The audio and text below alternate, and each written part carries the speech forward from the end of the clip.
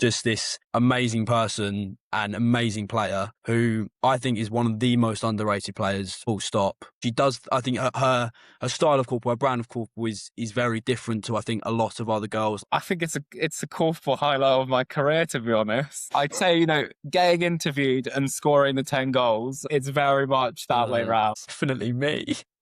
What? Oh no! Oh no! That's absolutely outrageous. Teo's got a very dry sense of humour, which I find quite funny, but not many other people do. So,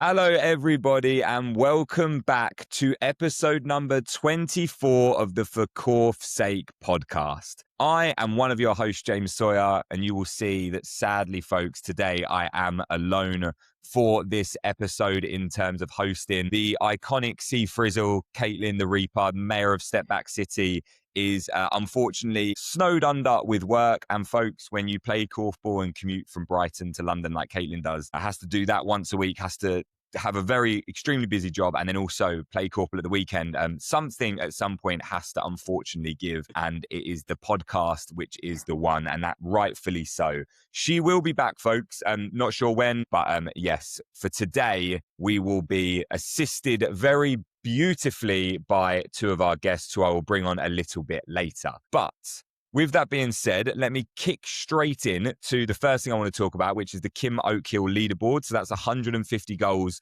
in the fastest time possible for Kim Oakhill. So there are no changes this week, folks. It's still the top. The leaderboard of last week is still the same. Sheffield City still holding that record of 10 minutes and 58 seconds. Hopefully we can see some more kind of entries into that as well.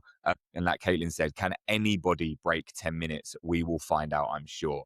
But yeah, amazing cause, so please do. And then just before I start the podcast and bring the guests in properly, I would like to say a massive, massive congratulations to the University of Bristol. They finished top of the Bucks Trophy tournament, unbelievable tournament. I know also for the final game, they didn't have Johnny Potter, who was playing in the Tigers game this week. So yeah, amazing that they managed to get it over the line, and a testament to how fantastic they are, and obviously a great university team full of depth. So yeah, massive congratulations to them and all the participating teams as well.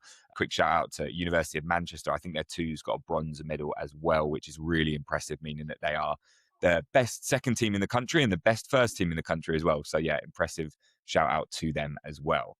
But folks, that's the quick recap of the updates of this week before we get into the National League. But when we get into the National League, the two guests I've got on today have kindly offered to come and help me recap the National League and give us their thoughts and give us their analysis. So I guess it's time for me to intro them and to see what analysis they've got to give us. So, Isaac, are you ready? I'm ready. Yeah, come on, let's have it. Teo, are you ready? Yep, absolutely ready. Here we go. All right, folks. Unique episode then. First up for the intro, a man that started his career in the hallowed halls of Langley School with the almighty Bromley Korfball Club.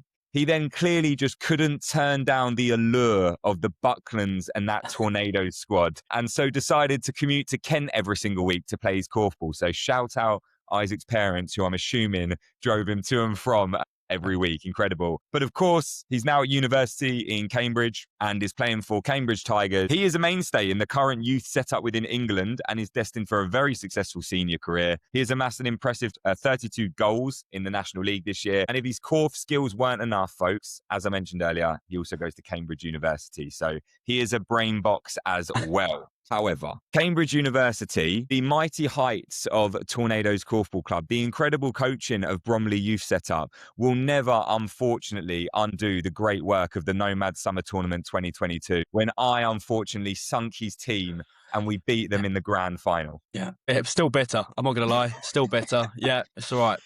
It's the devastating loss that a lot of people have felt on this podcast, mate. So yeah, fear not. But anyway, of course, a joke. He is known for many as a natural born leader, and I've got it on good authority that not only is he going to fulfill his role as an incredible player in the future for England and the National League, but he will also be an outstanding coach too. Ladies and gentlemen, Isaac O'Hare is on the podcast. Hello. Thank you for having me. Yeah, it's great to be here. Listened a lot, so it's nice to kind of be on the other side of it. Helping you out with the National League stuff as well will be good. So yeah, I'm looking forward to it. Appreciate that, mate. Thank you. We'll get into all things Isaac and your upbringing shortly, but I guess it's time for us to bring on the second part of the dynamic duo and bring on the second guest and intro him as well, right? Here he is, the big man. Let's go.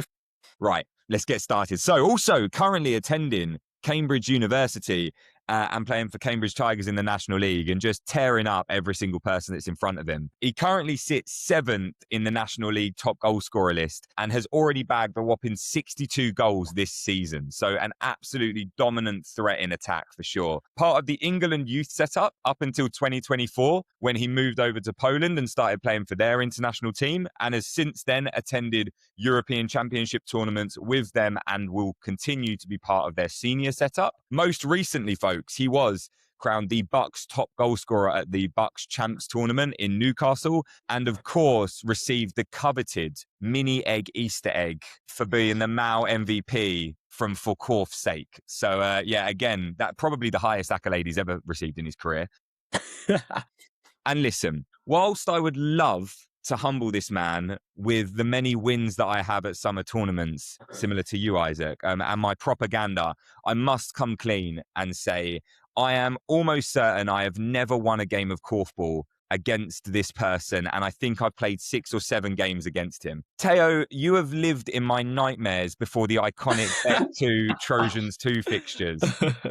And I really thought I'd put all that behind me until you selfishly proved that you could do it in the National League, where you turned over Beck in December, and I again had to get shown up there. So yeah, absolutely fair play to you. What a brilliant Christmas gift that was. Thanks for that, mate. But of course, folks, he's already dominating the National League, and yeah, clearly needs absolutely no more glaze from myself. Put your hands together for our second brain box of the day and my Korfball worst enemy. Ladies and gentlemen, Teo Wator is on the podcast. James, absolutely amazing introduction. It was truly heartwarming, I have to say, always nice words. Yeah, absolutely great to be here, I have to say. I remember seeing the first episode of the podcast, got pretty excited, sent it to multiple group chats, being like, oh my God, guys, we've got a Korfball podcast. It's going to be unreal. So yeah, delighted to be on the other side of it and here for an hour of chatting about Korfball. Love it, mate. Thank you very much. Appreciate the kind words. I'm sure we're not quite living up to the expectation, but that is part of mine and Caitlin's brand. You know, it's average. It's disappointment all round, folks, on the court and off the court. That's part of it. So, That's harsh, James. That's harsh. Come on. Yeah, on Caitlin. Oh, not yeah, on me. yeah. Sorry, not for you. Just sorry, just Yeah. for Caitlin. Yeah. Yeah. Don't get the nickname Mayor of Step Back City for nothing, do you? No.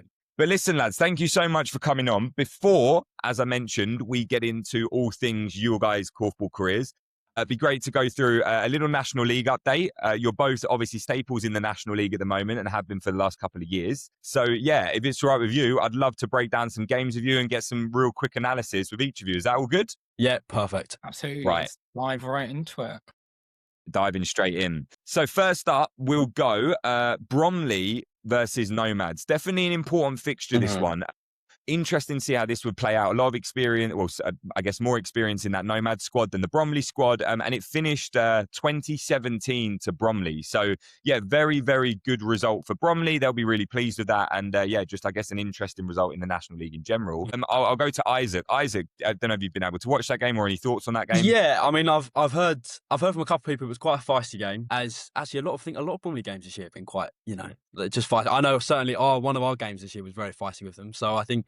And that's probably that's Ross Carr-Taylor there, I think, and Saskia, just giving it some. But no, it was, I mean, the big standout for me was, big standout was the fact that I think, Bromley scored 20 goals and 15 of them, I think, were from the current under-19 England setup or players within that. So Kushela's in there, Megan Carr-Taylor's in there, Alyssa Dimitriou's in there, Jacob Reimer's in there. So it's like you've got, 4 of your players there coming up big in quite, as we say, quite a big game. Yeah, it shows maturity, it shows skill. I think that they're going to have a really impressive campaign if the tournament goes ahead in Turkey and under-19s European. So yeah, I mean, fair play to them. And yeah, really good win for Bromley. Yeah, couldn't agree more. I think Alicia, Jacob, and Megan were all in a division together. So you're talking about, I think they're all 16, 17, I think is the age, which is incredible to be competing at that Mm. that level. And yeah, I'm sure Nomads will definitely be really disappointed with that result overall. They won't be best pleased with that, and I'm sure they're looking to get back on the horse. But they've got some tough games.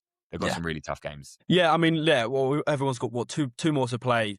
I think it'll be interesting to see. I think obviously that kind of gap between third and fifth is very tight. It'll be interesting to see who gets that playoff spot. But then between sixth and ninth, I think there's 2 or 3 points separating those teams. So again, there's still a lot to play for. I think with 2 games to play, Nomads will, especially after doing so well last year, qualifying for Europe, they're going to want to be at the top end of that list. So I guess it's, I mean, they've got to play us, I think, on the last game of the season. But, it's that there's still so much to play for with 2 games to play. It's still so tight. And I think it will be interesting to see how the table ends up at the end. Yeah, for sure. Couldn't agree more with that. Yeah, I think that's a great summary of that game. Next up, excuse me. Next up, we'll go to the Trojans versus Beersted game. So I think a lot of people would have expected this to be quite a heavy result, given we know Trojans' shooting prowess is just absolutely unbelievable. Not to take anything away from Beersted, who have multiple times this season reached, 20 goals or thereabouts and just haven't been able to get it over the line. But that finished 24-19, and that was uploaded. Shout out Trojans Korfball Club for live streaming that with commentary as well. Absolutely love that from you guys. Like super happy for that. So thank you.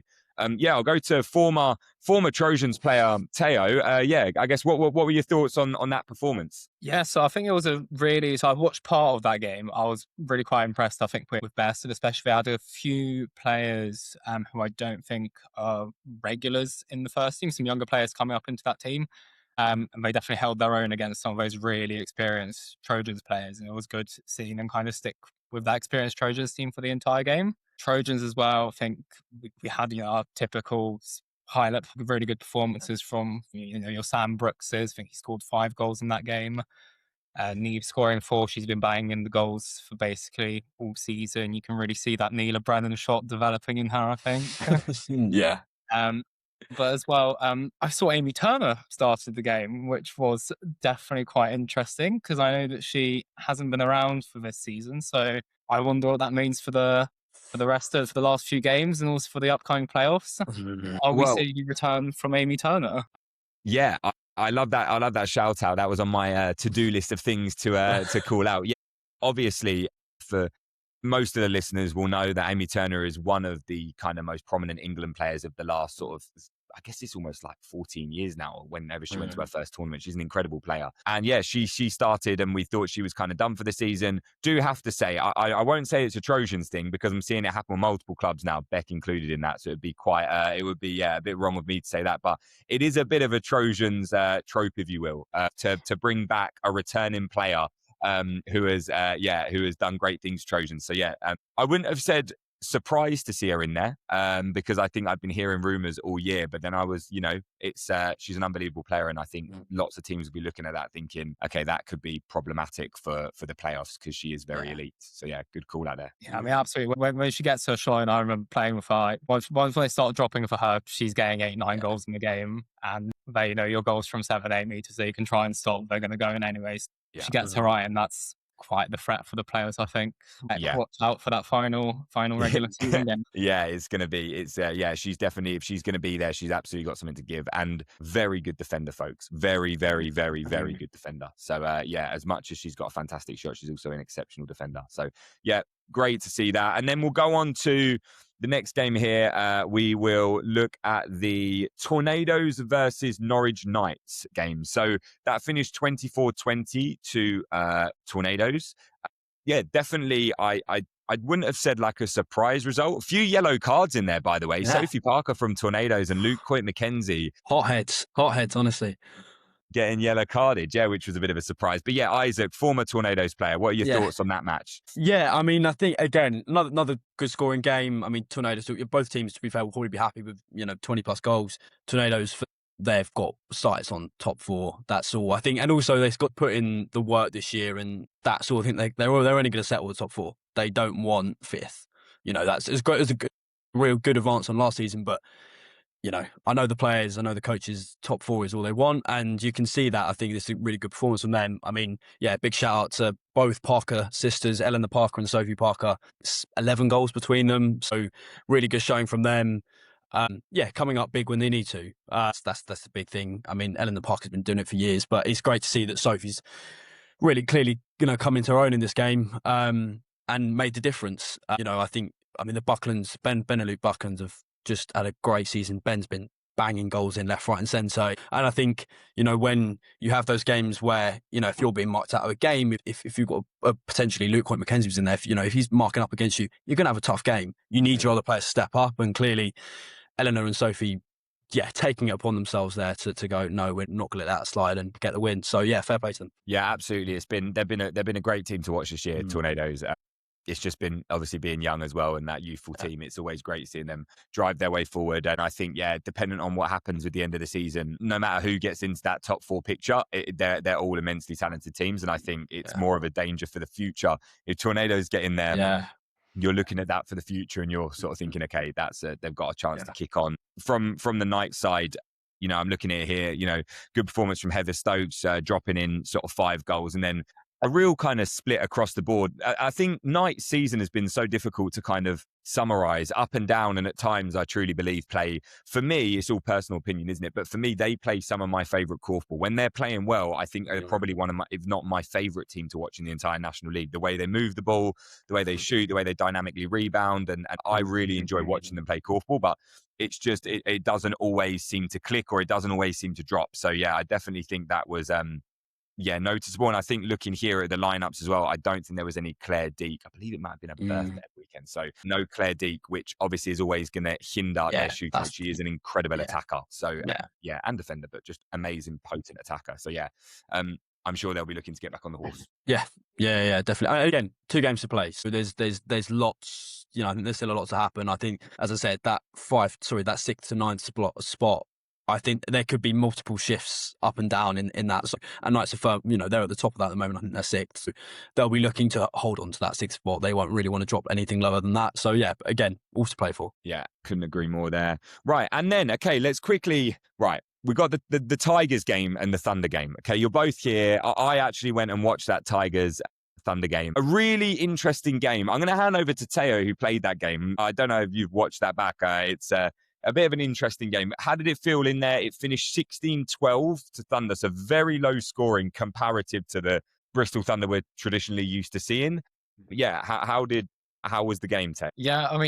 It's kind of followed a bit of a pattern of Tigers games this year being really low scoring. It shows up, like you said, our defense has been quite strong this year, but it's the attack where we've kind of been struggling a bit consistently throughout the year. I think playing that game really felt like a game that was split in terms of our performance. So the first half and probably the first, say, 5-10 minutes of the second half, our attacks felt much more put together, at least down the end I was playing in particular. I think it was that kind of 15, 20 minutes in the second half, more towards the end, where we kind of just lost it a bit, started flying off the court, communication dropped off a bit. And that was I think I watched it back, it was something like a 15-minute period where we, between changes of ends. So that was a really long time we were stuck down on end without any goals dropping from either side, which was testament to the defences of both teams as well, I think there. I think one bit where Bristol did get a lot of the advantage was their attention. So they had, while watching it back, there were quite a few sort of 4 or 5 shot attacks that they were putting up, which obviously both teams had quite a lot of shots that were bouncing out. But when you put up more shots than the other team, inevitably they're going to end up dropping eventually. Percentages are going to work in your favour when you're putting up enough shots. But I think, as always, there's defensive positives for us to take away from that game. And I think Bristol did a really good job of putting that, a lot of pressure on us to make it even more challenging in those attacks. But also quite a few things for us to work on, just sort of in terms of having some more consistency in our attacks, a bit more structure, and being able to stay composed, recycle that ball, and start ideally a few more than 12 goals in a game. Yeah, I think that's a really fair point, and I think it's pretty universal that, listen, if you're scoring 12 goals in a game, you're probably not expecting to win that game, not at this level anyway. And like you say, to be fair, Thunder, you could say the same thing about Thunder. 16 goals is not really enough to win a game. We've actually said that multiple times on the podcast. If you're scoring 15, 16 goals, you're probably not going to win the game at this level. So it was definitely a defensively sound performance from both teams, and definitely an intriguing watch. You mentioned that you guys have been obviously very good defensively this year. It is quite clear. I felt that myself. But yeah, what do you like, Isaac? Obviously, you've come into this fold, and talking of the attacking part, right? So, what Yeah. do you think is maybe missing for Tigers, or why is it that you're struggling to kind of hit those goals? Because when it looks good, it looks really good. Yeah, I mean, do you know what? It's been I mean, this is my first season at Tigers, and I think it's been interesting. Obviously, from a personal point of view, it's been trying to integrate into a very different setup to the one that I was used to previously. I mean, last year I didn't play at all. Well, I was playing uni Korfball, so it's been an interesting adjustment. I think the big thing attacking wise is that kind of. And you mentioned retention. I think retention is a big part of it, but I think it's also that kind of creativity. It's that I think what Tigers have often set up into what has become quite a custom 2-2 setup where we walk the block and we have often the goals and the goal and the ball will attack together and they'll come together and you might get a shot. The problem with that is it becomes predictable. And I think, especially as the season gone on, it's sort of the same thing over and over again. And I think when you look at some of the other teams that are scoring more goals, it's that creativity that you don't know what they're going to do. And I think a little bit more on that side of things, I think would help us out. There's no doubt that we have the personnel to put the ball in the basket. I don't doubt that for a second. I see it in training every week. All of us, whether, boys, girls, all of us can put the ball in the basket. It's then translating that into the game. And I think it's been a shame maybe that where we've been so strong defensively, as we've mentioned, and been able to limit teams that have been able to put 20, 30 goals in a game. If we're limiting them to between 15 and 20, that's a fantastic job. But then we have to be able to do something in an attack to win that game. Yeah. And that's from our point of view, if our attacks have been stronger this year, I think we'd be doing significantly better than where we are at the moment. And it's a shame because, again, it's that kind of, what if, only. But again, next season, I think as that team bonds and gels together, then then you can progress. It's a new group. And again, a group that I'm trying to still sort of molding into. So it's been a tough season, but I think we get that attack right, then next season's looking good for us, I think. Yeah, you got a great mold there to build off of, and a great foundation and a great set of players, which is always brilliant, and good coaching and everything that goes in between. So I've got no doubt it will be very intriguing seeing how the Tiger season unfolds next season, but also how this one finishes. So very excited to take a look at that. And then finally, folks, I guess we should probably speak about it. Beck travelled to Kingfisher, and I cut this bit of the last podcast. I went back to look to basically take the piss out of myself and create a clip where I'd said in one of the podcasts, Beck will be expected to win those fixtures that they've got coming up if they've got a full-strength squad, etc. And then ate my words royally. But yeah, the Beck travelled to Kingfisher to play them, and that finished 30-25 to Kingfisher. I want to say, I think it definitely is an upset. I don't think people, based on Kingfisher's form this year, I think there has definitely been a consistent thread of if Kingfisher's best ability turns up, they're an absolutely outstanding, without question, one of the best teams in the league and can beat any team in the league. Obviously, you're not quite sure I think the consistency has probably been questioned, which I think is probably fair. The same goes for Beck, I would say, actually. I think there's been, we've definitely not been as consistent. And credit to Kingfisher, you score 30 goals in a game, you're expecting to win. And from Beck's perspective, you concede 30 goals in a game, you are absolutely not expecting to win that. Really high scoring games are great for the mutual, lots of great attacking on show. I don't know if any of you want to put your hand up for who wants to talk about Beck being shafted by Kingfisher. No, I mean, I think either of us can have this. I mean, well, I must confess, I think at Bucks, James, didn't I accidentally say that Beck were my biggest Korfball ick indirectly at one point? Yeah. I didn't mean it. I love Beck, but an interesting game. I mean, massive result for Kingfisher.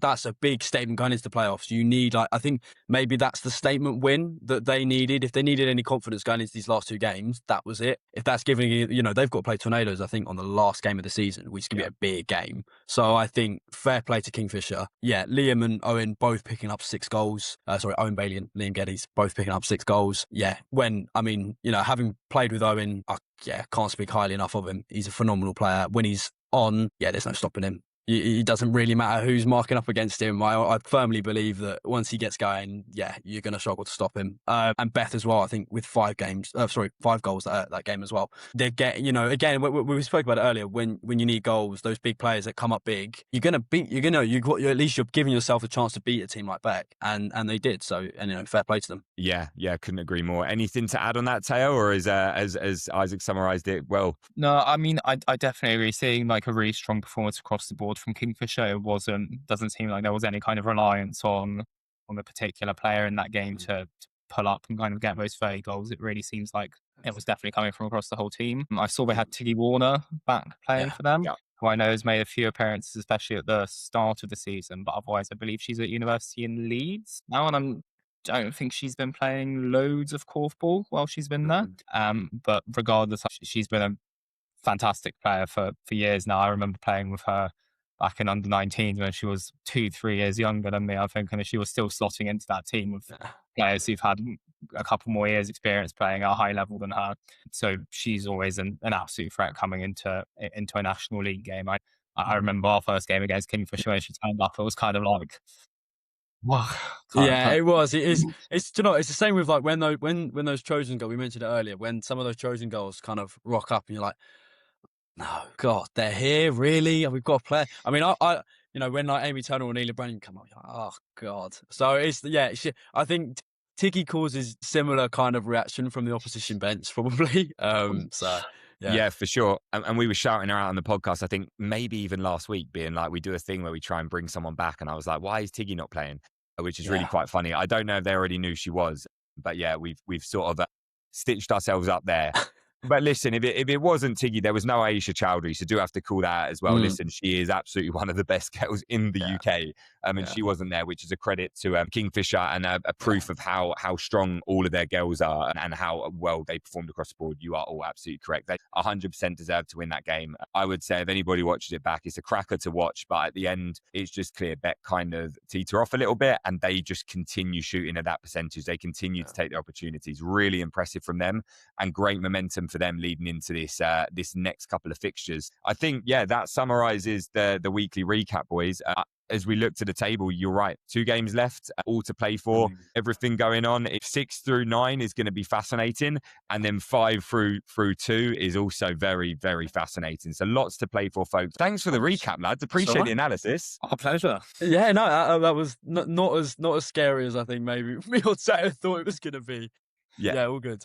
It's just waffling, lads. It's just waffling shit. But honestly. Anyway, appreciate that. Right, well, let's get quickly on to, we'll kind of go through some of the stuff that we've got with you guys. We obviously, as always, we got listener questions. We've got a lot to go through, and we want to hear about you too. We brought them on together as wanted to have a really fun kind of vibey episode. So we'll start off with yourself, Teo. I guess, how did you get into Korfball? How long have you been playing? What was your journey? Yes, I've kind of got, I think, the typical child Korfball origin story, but most people who started playing at a young age have. So I started in primary school.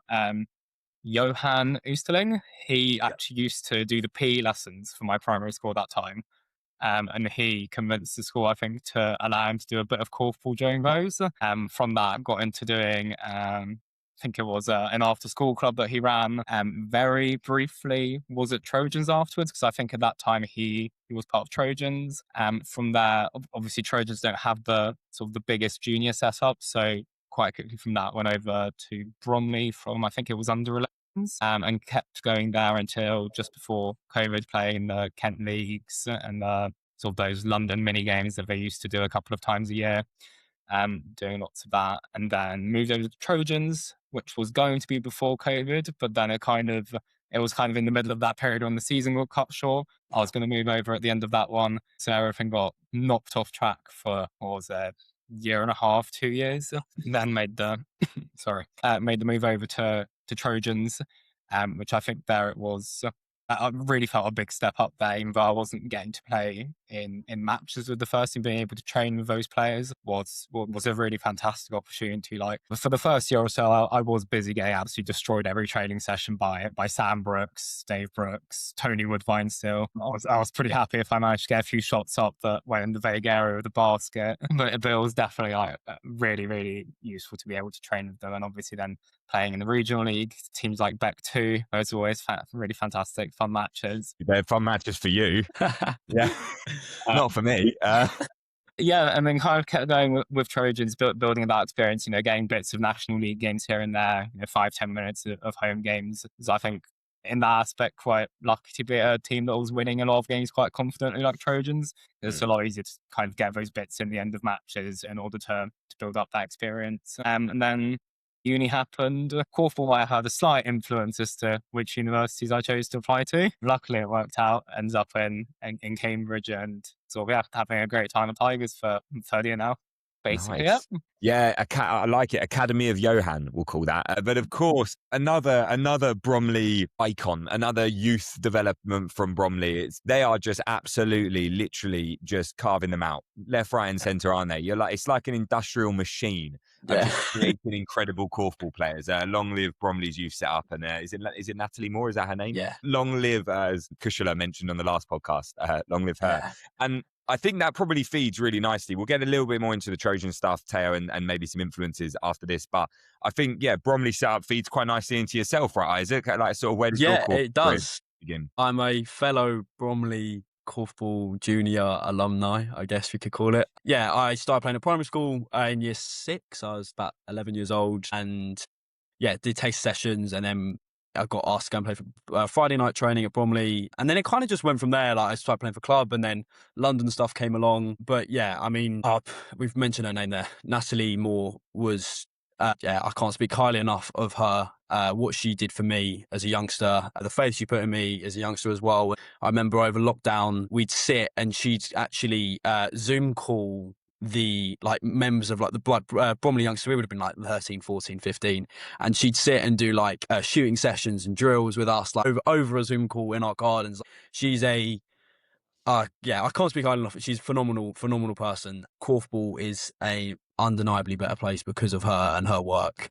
She does so much stuff in schools as well. Sorry, a bit of a Natalie Moore tangent there, but I had to get her name in there. And then played for Bromley until I was about basically up until COVID, and then it was kind of after COVID. At that time, I'm about 15, and it was then involved in the England setup, and it was kind of, is there a way that I can kind of take things to the next level, or maybe push myself a bit further? When, as you said at the start, James, I suppose when the Bucklands call, you kind of pick up the phone. So it's one of those. But I then moved over to Tornadoes for when I was about so just after COVID, and I was then kind of taken under Dave Buckland and Corinne Buckland's wing, and was traveling up to Kent twice a week. We kind of had this ongoing joke that I was like their adopted son, because I was just having dinner at their house. I saw probably them more than my own mum and dad. It was a whole thing for a couple of years. Getting the train there, mum and dad would, bless them, come and pick me up at 9:30 on a Thursday night. But it was all of that was all. I mean, I had a phenomenal time there. Learning from Shane Buckland, Ben Bailey, Dan Brown, the Aisha Chowdhury, these big players. Without them, I certainly, as Teo kind of said with Trojans, is you pick up so much just from training with them, that expertise, that because I think what was great is we had a really good kind of team dynamic where everyone mixes together, and it was if Shane wanted to tell me something, he'd come over and tell me, or and if same with Owen or whoever.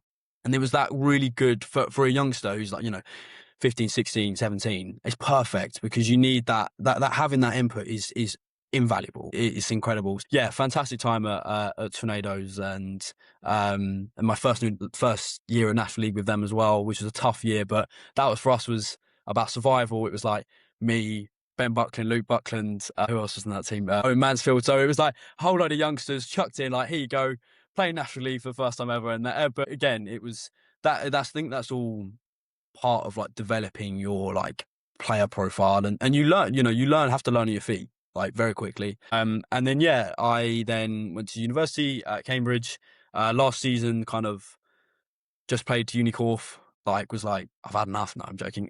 No, I was kind of just like, I want to just kind of take it easy for a year. I'd maybe a bit Korfed out. And then this season, I kind of thrown myself back into the deep end. I joined up with Cambridge Tigers. And yeah, I've been playing with them this year. It's been a great year, learning a lot with great group. Liv, big credits to her, really as I found my transition has been so easy because of her and the work that her and Chris West have done. So big shout out to them. And yeah, I'm looking forward to next season. I think this year for me was, after having that year out, you kind of forget that a year out of Korfball actually feels it is a very long time, and getting yourself almost like match ready again is I think a bit harder than I maybe anticipated.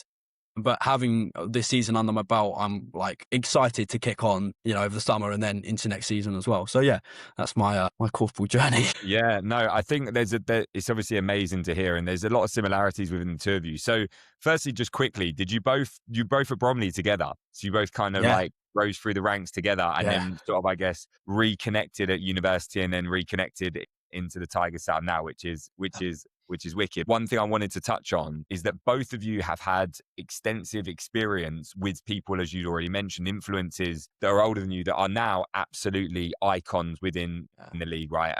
You talk about obviously Shane Buckland out there in the Netherlands killing it. Teo, you spoke about some probably the most iconic English Korfball names that there are, right? Dave Brooks is the GOAT, and Tony Woodvine, Sam Brooks, like these are absolutely iconic players that you're getting to match up with. I mean, it may be them, but who have been your biggest influences and why? Yeah, Teo, who were your biggest kind of influences growing up, and why? Yeah, so kind of going back to the youth days at Bromley, Bill Berry is someone who I think deserves an absolutely massive shout out. Yes, absolutely.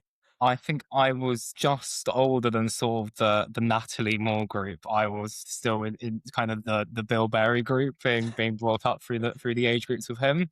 Like throughout, what was it, I think 3-4 years at Bromley, like he gave so much time to sort of youth Korfball, running all of those sessions for us, driving out to Kent to coach different age groups, coming to the London tournaments. I think the amount that he gave to youth players sort of around our age, I think he continues doing it now with the Bromley youth. It's absolutely fantastic. Like, without people like him giving up their time for that, it would be impossible for so many young players to kind of work their way up. Yeah, massive shout out to Bill Barry. We love the work today, and you keep going for as long as possible. Absolutely. Yeah. Sort of later on, I think from that Trojans as well, it was really Sam Brooks. I got a lot out of him. Kind of like Shane, he was always someone who was there, willing to be like, tell you, you're shooting wrong, tell you things to improve, but also like in the game, after he rinses me or run past me, he's like, yeah, you could have done this, and I wouldn't have been able to do that, and stuff like that. I was always really good and sort of really like welcoming, friendly face, happy to support people coming up, and I think that really helped to sort of jumping into Tigers after, especially sort of like I came to Tigers and it was very much straight away into International League, when comparatively I hadn't played very much beforehand. So having those bits of support before was really good. And finally, I think Liv Harcourt also deserves a massive shout out. I think from the beginning she's been really supportive. I think I didn't have a lot of the confidence in that first year of National League, but a lot of the work that she's done has really kind of helped me pick that up over the past year or two. I think it's really showing now this year, feeling a lot more confident playing and being able to put in some good performances. So a massive shout out to her as well. Yeah, that's a trio of very iconic individuals within the korfballing world. And yeah, I'm sure Caitlin will be sad she's not here to also share some Bill Berry love. Yeah, absolutely. Great shouts all round. Isaac, over to you. You already mentioned a few, but yeah. I mean, I'll say, I think I'll probably say his name again. Owen Bailey, when we were at Tornadoes, was like, yeah, I in terms of maybe like how I like to play now, not on his level yet, but like how I like to play, I think he's probably runs sort of adjacent to Owen in the way that he's got that such a silky step back, and he's very composed when he plays, and it's just, yeah, I remember watching him being in the Tornadoes second team at the time and going like, geez, that's who I want to play like. I want to play like him. So he was a big influence on me. I'm going to get shouted at if I don't mention her, and she absolutely deserves a shout out. But Alex Derham, who was actually my actually for Teo, both of mine and Teo's England under-15 coaches back in the day. God, I'm gonna get told off now. Next training session for not bringing her Yeah, I up. mean, mate, I've got in there because you're gonna get absolutely gonna get shat on. So no, Alex, yeah, she was just, and even like when we were both at Tornadoes, somebody that just always had time to come over, and if I had a question, she's there. If she's got some advice, she's going to give it to me. Like, and even now at Tigers, it's so great to now be playing with her week in, week out. It's like it's just the best because she's just this amazing person and amazing player who I think is one of the most underrated players, full stop. She does, I think her style of Korfball, her brand of Korfball is very different to, I think, a lot of other girls. Like, she's so different to like the Bet girls and the Trojans girls. Her value on the court comes from a very different place, and she's taught me that it isn't just about scoring goals. I think my like definition of success a lot of the time is kind of this like perfect scoring, like, 5 goals a game. And actually it's that that finding that value elsewhere is paramount. And she's been a real big influence on, I think, on me, helping me understand that. So yeah, I'd say, and then I'll also, I mentioned him earlier, but yeah, Shane Buckland as well, just because, well, Shane Buckland, I don't really need to say much more than that. But yeah, playing and training with him, he's like an older brother to me. So he's just been a real great kind of consistent presence throughout my kind of Korfball kind of career. And yeah, he's obviously just like smashing it in the Netherlands, so. Yeah, I'd say those 3 are probably my big 3. Some really great names there. It's really interesting. Owen has been mentioned so many times on this podcast, by so many different people for being an inspiration, and for obviously we know what a wonderful player he is. I got to experience that firsthand. I've experienced that many times sitting on the bench with Beck. He performed a heartbreaking penalty in the semi-final one year to break Beck hearts, and is just an icon. But of course, as well, really pleased that you mentioned Alex there. I interviewed her briefly at Bucks and chatted to her briefly, and it was she's not only is she just a really lovely person, I know she's really involved in the coaching setup and giving back, and I'm really pleased you called out some of her playing abilities as well, because I sat watching her play, and I actually turned to Chelsea Brown and was just saying, there's very, very few girls in the entire National League that will take an entire division by the horns and decide what it's going to do, and will dominate it herself. She'll go to the post, she'll go to the feed. She kind of just, it looks like she goes wherever she wants to go, and she tells everybody else what to do around her. It's a very, very rare trait to see in girls throughout England, and she does it exceptionally well, and it was a privilege watching it. I'm really pleased you called out, and she can get a bit of love, not just for her ability to give back, but actually for her ability on the court as well. She is extremely underrated. That is really good, lads. And listen, there's so much to get into. How do you expect next season to potentially unfold with Tigers, and what players should we as the listeners be looking out for? That's a good question.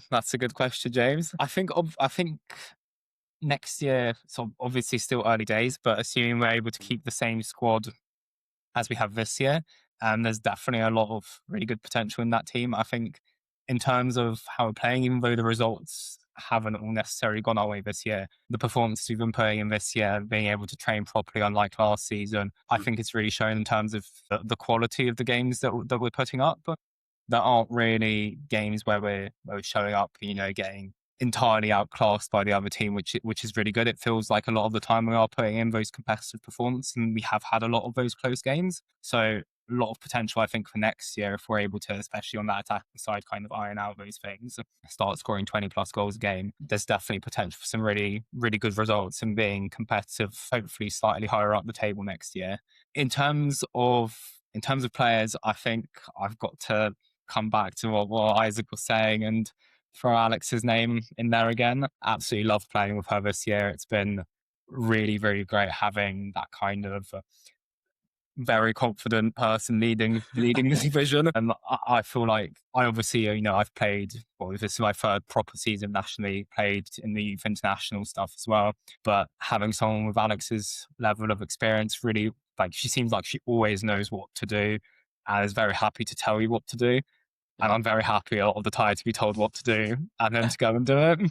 Especially, once you get deeper into the game, you start, you're tired, you stop thinking as much perhaps about what you're doing. Having someone like her is really fantastic. And I think she really helps to keep the division going in those difficult moments in games. And then Another player, I'm personally a very big fan of Sophie Whitaker. I think she's a really great player. When she starts putting her shots up in games, they can start dropping, and she's got that outside shot that a lot of girls in National League might not necessarily have. And she's very happy to take those shots, which I think is something that gives her a really big advantage. She only started playing korfball at university, so she's probably played for a few years and quite a lot of other players playing at that level. But especially since since starting playing with us last year, you could see how like skyrocketing up and getting more and more confidence with each game. So if she keeps going like she is now, going to be an absolute, I think, weapon next year. Yeah. She's obviously in the ETS now as well, which is really exciting for her. I'm really pleased to see her in there. And yeah, great shouts. You have a lot of leaders in that Tigers team. You have a mix of definitely a little bit of youth and a little bit of I guess, inexperience, but you've got a lot of experience to match that.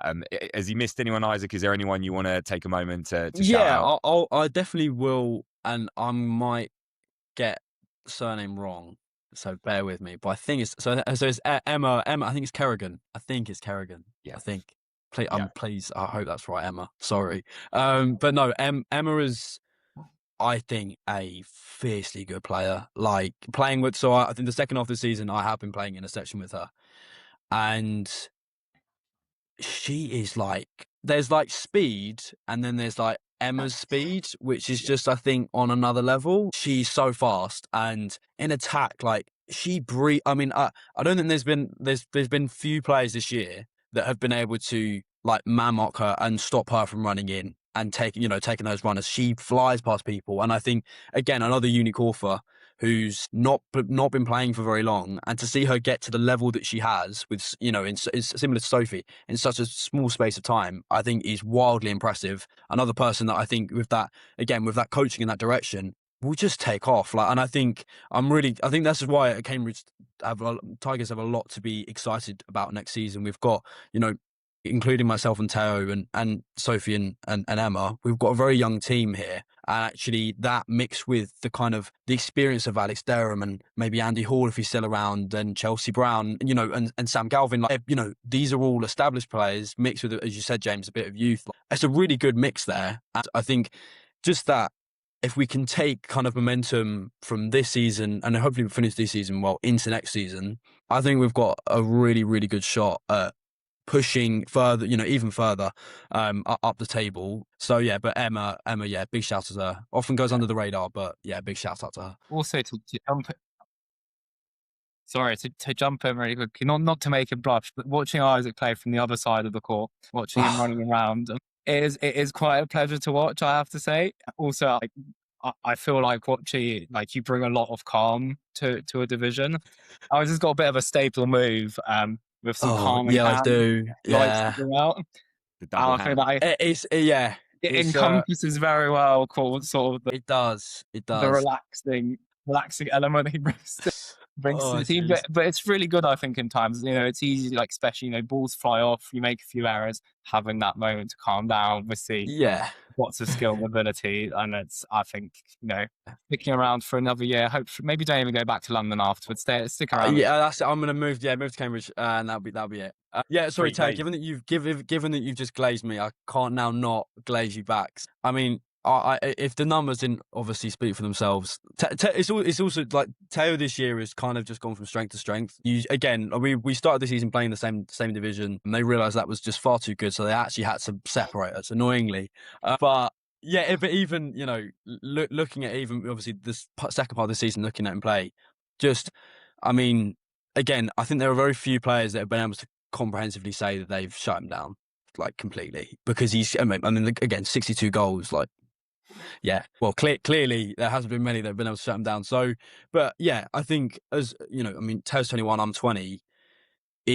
We're still we are young. We are such young players, and I think it's just important that we keep picking up those experiences. We keep picking up those.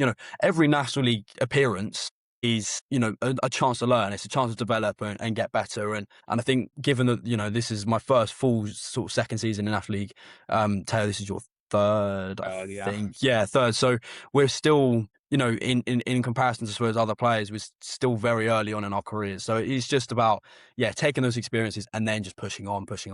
Yeah. Yeah, I love that. That's a lovely little bit of glazing from the two of you there. That was really cute. That was really, really sweet. And it's normally me that does that. So when we play the game later, who knows? There won't be any of that. But yeah, great shouts as well. I've had many a conversation on the sidelines, just separately with Liv Harcourt, the manager, and Emma is a really impressive talent who moves exceptionally quick. There's very few players in the league that have a turn of pace and acceleration like she does. And I moan at Liv all the time, and have said this multiple times, that I'm like, Emma, if you just shoot a little bit more on the outside, you'll bait them out. And once they come a tiny bit out, you're just going to rinse them again. So, and you're like, keep. We've been shouting out all season to take more shots, because also when she does shoot, she actually scores. Yeah, so I know. We're clipping this bit when it comes out. We're clipping this for her. I can't wait. We're sending this to group chat. Everything, like, this can be great. Honestly. Yeah, she's an unbelievable talent, but yeah, awesome. I'll edit that bit out deliberately so that you can't use it. No, I'm joking. But listen, that was great. Right, I'm cautious on time, boys. So let's go through some rapid fire listener questions for you both, and then we'll break into a fun game of an all-star Mr. and Mrs. game, or type of kind of, I guess, Mr. and Mr. game. Yeah, but right, we've had some listener questions. Okay, right, I'm going to just fire through them rapidly. Teo, for you, right? Do you prefer to be called TT or Tay-Tay? I've got a very strong suspicion who this listener question comes from. I'll say, let's go with TT. They're tough nicknames. They're tough, mate. I won't lie. That's a toughie. If that's getting shouted on the sidelines, that's a rough one. I wasn't aware, but apparently this was being shouted from the sideline in the game yesterday from the balcony. Yeah, Chris West was giving it a shout from the sidelines. I think someone was like, Chris, that's not okay coming out of your mouth, which was jokes. That's great. Isaac, what's dilly-dallying about? Oh, God. Dilly-dallying. I mean, I'll give you a quick backstory. So dilly-dallying once in a game. It was very on. This was, I think, our second game, maybe the first game at Tigers. I think it was the first one. And it might be the first one. And basically, I thought we needed a bit of a kick up the backside. And I said, we need to stop dilly-dallying.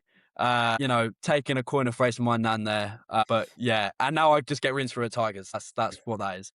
An inspired team talk. I like it. Quick one. We'll go into it. Teo, you are an esteemed, and I will say this, a very talented referee. Obviously, still got many playing days ahead of you. Yes. Any plans to ref more, or is it just something that is kind of there and you pick up kind of when you need to regionally, etc.? What's the situation with refing? No, I do actually really enjoy it. Kind of just started doing it because I needed to. Because Cambridge didn't have any refs to fulfill their refing commitments. Then, quite enjoyed that. Obviously got Chris West at Tigers, who's got a fair bit of experience refereeing. The god of like refereeing. Yeah. So he's obviously having him there. He's been really great, inviting me to a couple of different things that England organised. Got to try duo reffing a couple of times, and referee probably higher level games that I would have otherwise had the opportunity to. Definitely something when I start getting more time, when the playing begins to be reduced, I'll definitely try to get into more. It's obviously hard because you can't really push yourself to ref National League when you're playing every year as well.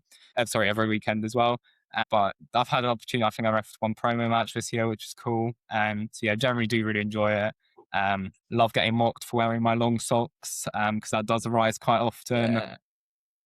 But yeah, it's a sacrifice worth making. Yeah, I love it. You were really, really good in that promo game. I messaged Chris about it, being like, this is crazy. It was really good. So yeah, pleased to hear it was something in your future. Another listener question that we had, Isaac, this one's more for you. It's not really a question. I'm assuming Grace Seaton, if that's how to pronounce her name. Yes. So basically, she has messaged to say, not you, but she was your coach in primary school. Oh my God. When you first started, and she was really, really pleased to see how well you're doing. And so I thought that'd be a really cute little kind of shout out. Oh my God, you have not, that's crazy. Grace, oh man, that's like a real heartwarming kind of moment. Yeah, Grace, so when I going back to my first experience with Korfball, which is at Balgowan Primary School, big up. We're doing primary school sessions, Korfball sessions after school. Yeah, Grace literally she would take the year 5 and 6s, and I was year 6 at the time, and she would basically coach us. She then coached me on a Friday night at Bromley. That's like such a nice moment for me. Amazing person. I hope you're doing really well. But yeah. Yeah, that's that I thought that was lovely, and yeah, final couple of listener questions, because we tried to, as we always mention, embed them in and actually ask you things, but I have to ask it, Teo. For Teo, how is it being interviewed by a guy that you've scored 10 goals on? Oh, that's a fun question. The loaded question, isn't it? Tell us, Teo. Tell us. I mean, I think it's a Korfball highlight of my career, to be honest. I'd say, you know, getting interviewed and scoring the 10 goals, it's very much that way round. Okay, I appreciate that. That's awesome. Thank you to everybody that submitted listener questions. I don't think, Isaac, the person that you mentioned earlier about like messaging, She hasn't. Well, I don't think so. We got a few, like I guess I probably won't include this. Couple of questions about what happened at Bucks Champs with laughing faces. How long does it take you to do your eyebrows in the morning, Isaac? Where did that come from? Well, so one of those. Oh, well, we can say this will get edited. I'm assuming this will get edited out. I'm assuming that's Hetty who said that. Hetty Adams. No, one of those has been her. Hetty Adams is going to be asking about how long would you survive a zombie apocalypse? But I just didn't think we had time to break down the intricacies of who's going to. That's a very deep question there, James. Yeah, I think we need a whole other hour just to get through that. So exactly that. I had to get the important ones in there about how Teo felt scoring 10 goals against. Much really excellent defender in myself. He'll attest. It's definitely my greatest strength. I would say it wasn't easy to score the 10 goals. So it never is. It never is it, to score 10? Cushion the blow, mate. Yeah. 10 goals. I'd like to clarify that we did switch at one point and Teo just continued to score. So at this point, it's irrelevant to my division partner. But anyway, it's time to play a fun game, folks, of Mr. and Mrs. They are a dynamic duo. They have been a duo, as we've just learned, for years now. So we thought we would test their knowledge of how well they know each other based on how good their chemistry is. So what I've done is I've messaged Teo separately and I've asked him a string of questions. So rather than holding up, is it Isaac or is it Teo, the listeners that are listening on Spotify will be able to hear if your answer matches Teo's answer. So I will ask a question, you will answer it in what you think the answer is, and then I will tell you if you are correct, and Teo will explain why if you've disagreed or whatever. Okay? I feel like this might descend into argument. Yeah. I'm like ready to go. Right. Let's go. So first question, Isaac. Yeah. Out of you and Teo, who is more competitive? Me. Got it wrong straight off the bat. The chemistry's poor, lads. Straight off the bat, isn't it? Well, I do have to say, if you watch back the videos from our last Bucks tournament, there was a healthy amount of screaming going on from me. There was, yeah. I mean, I'm not gonna because actually, I think we're both. I'm not to like tread the fence, but like me and Teo are both very competitive. Yeah. I'd say my only dispute with that Bucks is I was injured on the second day, for those of people that don't know, and I could hardly walk and was like against UEA. Cambridge were playing UEA, and I was like limping up and down, literally barking orders like a general, trying to get, well, I don't know, coaching across, I guess. No, you know what? Teo, I'll give you the competitive. No, we can sit on the fence. Fine. No, I don't like it. I don't want you to sit. No fences here. Go on, Teo, you have it. This whole podcast was supposed to be at some point controversial. And what we've ended up doing is just glazing everybody for 24 episodes in a row.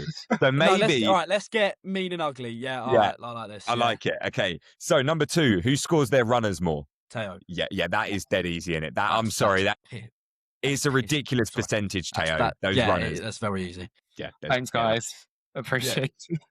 Okay, maybe more of a fun one now. Who's a better dancer? Oh, me. Not even a question. No, me. I take my mum. I thank my mother for that. Yes, I back myself as the better dancer. Okay, do you have a favourite move? I don't like. It depends. Like if I'm at a club, it will probably be like a little, I don't know. I just go a bit mental, to be honest, at the club. So just anything, but I like a little 2-step, just side to side, bit of hip movement, any of that. Yeah. Can we get a demonstration? It was a little bit. You got a little shoulder, little shoulder movement. But that's what you're getting. I'm not standing up here. Sorry, listeners. Teo did say that you were the better dancer, and he's got it on good authority that you've got some quality moves. All right, I'll say that. I've got some accounts of you being witnessed in Cambridge clubs. God, yeah, probably. Yeah, that sounds about right. Of that. Okay, who's the better rebounder? Given that, I mean, the rebounding is one area that I just generally speaking need to get better at. Teo this year, I'd say, has been pretty strong under the post. I'm gonna say Teo. Oh no. And you say Boys, me? there's zero chemistry, really. You've got a couple right. We're thank you. 50% right now. He Yeah, reckons you're the better rebounder. Well, no. Because I suppose because of my height. Oh, yeah, fair. All right. But yeah, I mean, if you're saying that you feel like I'd out rebound you, I mean, oh no, you wouldn't I won't argue. Oh yeah, that's a good way of measuring it. Okay, so yeah, I'm a better rebounder than Teo. Like that. I've seen this, so this is going to be interesting. Who gets more emotional during big matches? Definitely me. What? Yeah.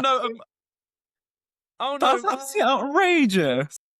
Emotional, like, is that actually? Yeah, Teo does get more. Well, I just took it as like displaying any kind of not no, like do you know what? crying, like upset. I don't know if that's what you're going for, James, but it is Teo, and I'll tell you why. Many times this season, me and Teo have had the pleasure of driving to and from games together.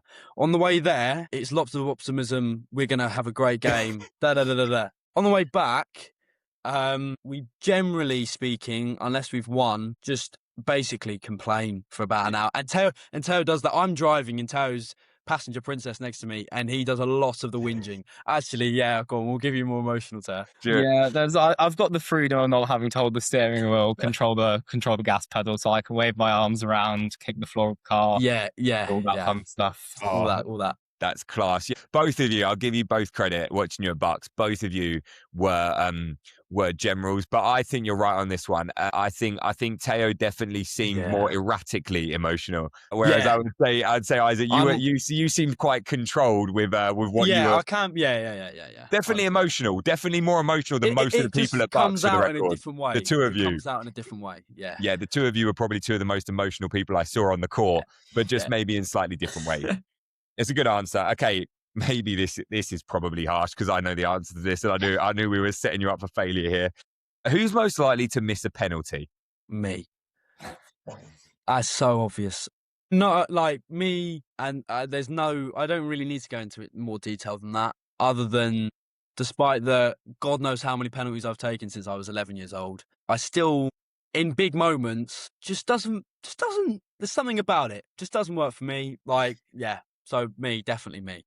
Yeah. Teo doesn't miss penalties. I don't know if actually occasionally, but he basically I've missed a couple this year. Yeah, I've missed a few. He scores all of, and also given him the number of penalties that you make, and then you score a lot of pens. A respectable answer, Isaac. Yeah. We've all missed a penalty on. I've missed a penalty at Bucks, and I've been there, and my team hasn't got through as well, mate. It's a heartbreaker. Toby Clark, it's a reality, mate. It's humbling. Marcus Ty once missed a penalty and had to hand the ball to his sister, who then scored the penalty to take him through. So if you ever think it's bad, there you go. That's not great. That's like Christmas dinner conversation for the next 5 years. Yeah, that is. Yeah, luckily they're both nerds, Korf nerds, so it's absolutely fine. Right, okay. Number 7. Who's the funniest? Me. Did you say yourself? Obviously. Both humble. I mean, I don't know how to. Yeah, Teo's got a very dry sense of humour, which I find quite funny, but not many other people do. So it's fine. You know what? We'll take a poll at training on Wednesday. And go on. Feedback for the next episode. Yeah. We can. We will then. James will send it to you, and then you can publish the results. We'll get. Who is actually funnier? I like that. Number 8. Who has the best outside shot? Oh, this is gonna be. I'm as a percentage of the goals. It would be me because I don't take loads of runners, but that doesn't necessarily mean it's a better shot. So I don't know. Pick one. Can't sit on the fence. Me. I'm gonna be an arrogant. I love it. He absolutely picked you. Teo, do you want to give him the reason that you picked him? Well, I mean, in brackets for the answer I sent James, I did say could only dream of sinking one-handers from the halfway line or the other half, like you do, because I haven't quite managed that. But to be honest, I love watching it, hold it up, bait your defender in, and then kind of and then shoot anyway. Yeah, and shoot anyways. It does look very nice. Yeah, coming off the fingertips beautifully. Oh yeah. None of this shooting like this. If only cool people shoot like me, which is everyone shoots like that, and I shoot like my W. You know when you're told when you're little to make the W. So I didn't realize when I was 11 that the W was supposed to be there. I thought it was that. So when I started shooting like this, which is why if you watch me shoot, I have this really weird fingertip thing when I shoot. So, Hey, yeah, listen, fun fact. 32 goals in the National League, mate. You'll take it. Yes, It's it's more than I've got. So fair play. Yeah. It's a good answer. Okay. So number 9, who would last longer in a zombie apocalypse? Teo. He said Hey. you. You're like, Teo, what? Oh, God, I don't know anymore. Right. I think the big takeaway is that the chemistry thing is clearly not as like chemistry. I'm starting to see why Liv put you in separate divisions. Yeah. I'm starting to understand that although you enjoy being on the same team, actually, maybe it doesn't work. Teo, what was your rationale for I think me I've just failed spectacular. I feel like I just heavily just lack anything that would help me survive that. Like, I make a poor decision. I mean, I suppose the only disadvantage we'd have in a zombie apocalypse is like our brains. Well, your brain in particular being big. I imagine zombies. They're all over you. They want it. They want you. So that's my analysis. There you go. Bait him. Just bait his brain. Yeah, There honestly. you go. There you go, zombies. Yeah. Take this. Yeah, you definitely survive longer, Isaac. Yeah. For his last few. All right. What is Teo's favourite thing about you? Answers. There's 2 answers to this question, actually. Is it like without preempting the answer? Is it like a personality or is it like something that we do? What is Teo? I asked Teo, what is your favourite thing about Isaac? And he gave me 2 different answers. A fun answer and a serious answer. Yeah. God. I'm gonna say the serious answer. I don't know. We get on very well. Maybe I'm gonna say something. We're quite wholesome. Me and Teo get on very well. It's very easy. Like the dynamic between us is really easy. The silly one is gonna be something on the lines of like, and I mentioned it earlier, but probably how easily we can like just slag off people. Oh, sorry, I should say slag. But like, as in like on the car on the way home, we'll just be like, we gossip really well. We're very good at gossiping. Don't use the word. Sorry, Dad. Don't. No, use that. no, dude, it's fine. Yeah, we gossip a lot. Yeah, that is true. I didn't think of that because that's much better than my answer. Oh, okay, but go on. What were the answers? Oh no. Well, I said your car because I love Yes, I like that one. 5 minutes away from me. But then for like an actual great thing, I think I think you're going to be a fantastic coach one day. I should have said that. He says this to me all the time. Like listening to you in team talks and stuff. Like you say the right things, and like whenever I've heard you coach people from the uni team, like. You explain things the right way. You have so much patience. Like, take your time, go over again, be like, no, change this little thing. In my answer to James, I'm calling it now. You'll be coaching an England squad one day. Yeah. I've heard this as well. And I think, it takes a particular type of personality, I think, to be particularly good at it. But I also think you've got that personality, but have also got some outrageous influences. You are literally from a school of youth korfball that is as good as any. And then you moved into coaches that coach the youth development of England and have produced literal superstars for the last 15 years. So no doubt about that. Great answer there from you, Teo. We look forward to seeing Isaac in a coaching realm at some point. Okay, we know what Isaac's biggest ick is in terms of we heard that, right? So I'm going to reverse this one, Teo. I'm going to ask Isaac, what is Teo's biggest korfball ick? And then Teo, you're going to tell him. I think I know it. Go on. I think it's when, and actually weirdly, this is also, this is what Kushula said, which is when, so let's say like 2 girls are out the front or a boy and a girl out the front, the boy carves around the post into the feed, does a 180 and then goes for the shot. I think that is Teo's biggest korfball ick. Okay. So I was going to say that, but because Kush said it last week, Kush said it last week, I was like, it's just too boring. I can't say the same thing again. Fair. But it was going to be that. Coming in a very close second was taking a bad shot after a reset. And just to add some more context to that, it's not like, I don't mean, you get the rebound, you're 2 meters away and you take a shot and miss. That's fine. I do that every day of the week. But it's like someone will get the rebound, chuck it out at someone's feet and they shoot from 7 meters away and doesn't go anywhere near the basket. Mm-hmm. It's just like, what are you doing? What are you doing? Why are you doing that? That's a good ick. That's a good ick. Yeah, that's just like that's just game management ick, really, isn't it? There's no need. I like that a lot. That's good. And then lastly, folks, had to ask it, who is Coach Liv's favourite? So is this still Who Teo thinks is Liv's favourite, yeah? Yeah, Just to this be is clear, who right? Teo thinks is Liv's favourite. Okay, I think it's got to be Andy Hall. So I think this is between the two of us. Between us two. Yeah, I love it. Get the love for Mr. Hall on there. Separately, yeah, do you know what? Big shout out to Andy Hall. Because overall, I agree. Andy Hall, yeah. Okay, yeah, fine. All right, okay, look at that chemistry there. Look at that. Yeah. Right. Yeah. I think it's got to be Teo. I think it has to be Teo. And it's only because I haven't been there as long as him. No, I'm joking. No. In all seriousness, I think, yeah, Teo is Liv's favourite. Although Isaac's trying, he's trying to get up there. I am. I'm trying really hard to. Teachers, a pair of teachers' pets. Is that it? Yeah. I mean, we're Cambridge students, so naturally, art teacher's pet, Yeah. It just goes hand in hand, doesn't it? Yeah. That's it.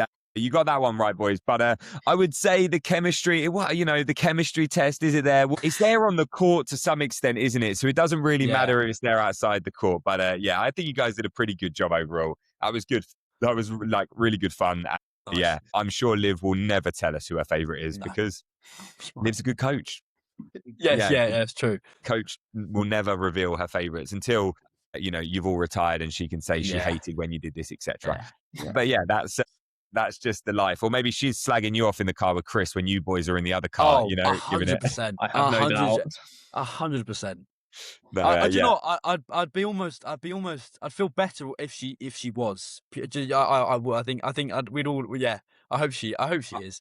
I think everybody does it to some extent. Yeah, and thank you. So nice you guys to give me like an hour and a half of your time. I'm really genuinely really really grateful. So thank you to you both. That was awesome. And I look forward to hearing about how this goes down in Tigers group chats. Yeah, I can't wait for when it gets uploaded. It's going to be like, man, you're going to get flooded with like, you said this or so Forget that you guys are gonna get that. Like we got that at the beginning, and then then after that, after a while, people are just used to it. But I guess every time you go on, people are gonna have, oh, you said this, oh, you said that, or whatever. Yeah, I forget that that's a reality of all the guests that come on. So look forward to that, boys. It'll be a good weekend, I'm sure. Absolutely. It will be good-hearted, I'm sure. Good-hearted. Definitely. And thank you for having us as well, James. This has been really, really good fun. So thank you. Appreciate it, boys. And listen, best of luck. Final 2 games of the season. Big games. Nomads. Yeah. Is it Nomads last day? Nomads last day. Nomads. And then you've got Beersted. So big 2 games for you. Really excited for you guys. But good luck. I'll definitely be supporting you guys. And cheers again. Thanks for coming on. Good luck with the training, Teo. Hope it, or if you're training out there, if you're not, just enjoy Krakow or Krakow. Thanks so much. Yeah. And whenever you're ready, you can kind of click leave and then just leave your laptops open if you wouldn't mind. Amazing. Cheers, James. Thank you very much. Thank you so much, guys. Really appreciate it. Yeah, guys. Bye. Bye. And that summarizes it, folks. Massive thank you to Teo and Isaac for joining. What just wonderful lads. Crazy. They're so kind, so lovely, and just had so much fun for the last hour and a half recording with them. But just wanted to say, as always, thank you to all of you listeners. It feels really sad not to have Caitlin here to chat about how fun that was, but she will be back, guys. Don't worry. She is coming back. She has not left the podcast. She will be back, and I, for one, cannot wait for that. As mentioned, massive games in the National League this week. I am immensely excited to see how they all unfold. Really keen for that Trojans and Bristol game. That is just, there's so many games that are intriguing, but that one I think is just going to be a real telltale sign of how that 3rd, 4th, kind of 2nd place looks in the league. And Trojans win, they can go for 1st if they beat Beck the following week. So it just the whole league is up for grabs. The top 4, the 9 through 6 is brilliant. But as always, guys, listen, thank you so much for tuning in. I can tell you as well, talking of Trojans, I can tell you that I am immensely excited to announce that next week, joining the podcast, we finally have a Brooks brother joining. Sam Brooks, icon of England, icon of Trojans, the man, as Teo just mentioned, that is one of the most influential people within the club, building up players, giving them confidence.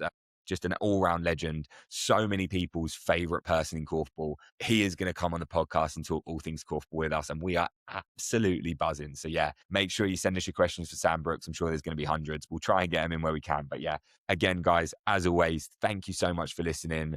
Both Caitlin and I will see you again at some point. But for now, for myself, I won't do a sign out. That's C Frizzle's job. I'll just say thank you very much, and we'll see you next time. Cheers.